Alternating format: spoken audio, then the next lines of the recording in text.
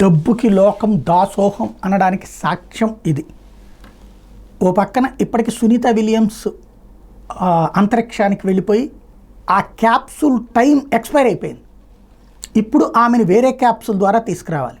But తాంబూలాలు ఇచ్చేసాను తన్నుకు చావండి అన్నట్టు అటు నాసా ఏమీ తేల్చట్లేదు, ఇటు బోయింగ్ ఏమీ తేల్చట్లేదు. అసలు దాని గురించి చర్చ కూడా మీడియా మానేసి. అసలు లాజిక్ అక్కడ ఏంటంటే వాళ్ళు కనుక ఏదన్నా తెలిస్తే ఏమవుతుంది అన్నటువంటి.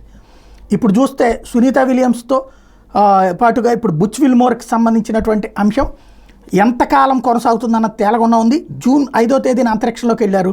వీళ్ళెదురు వెళ్ళిన మిషన్ ఒక వారం మాత్రమే అంతరిక్షంలో ఉండాలి, కానీ ల్యాబ్ని సందర్శించారు, అక్కడ అయిపోయింది. అయితే అంతరిక్ష నౌకలో హీలియం గ్యాస్ లీకు, థ్రస్టర్ల వైఫల్యం కారణంగా అక్కడే చిక్కుబడిపోయినటువంటి వీళ్ళు అక్కడ దాకా వెళ్ళడమే ఒక అదృష్టం అనుకోవాలి. ఇంతకుముందు జరిగినటువంటి తరహాలో కాకుండా ఇప్పుడు వెనక్కి తిరిగి రావడానికి సంబంధించిన అంశం మీదన ఎప్పుడు ఏంటి అన్నది నిర్ధారణ చేయట్లేదు. బోయింగ్ క్యాప్సూల్ సమస్యలను తొలగించడం కోసం test pilot Butch Wilmore, Sunita Williams కలిసి తమ పనిని పూర్తి చేసి అంతరిక్షంలో ఉండవలసి ఉంటుందని నాసా తాజాగా ప్రకటించింది. NASA commercial crew program manager Steve Stich దీని మీద ప్రకటన చేస్తూ వీళ్ళిద్దరూ భూమికి తిరిగి వచ్చే తేదీకి సంబంధించి ఎటువంటి ప్రకటన చేయడానికి మిషన్ మేనేజర్లు సిద్ధంగా లేరని ప్రకటించారు. ఇంజనీర్లు గత వారం న్యూ మెక్సికో ఎడారిలో స్పేర్ థ్రస్టర్ పరీక్ష పూర్తి చేశారు.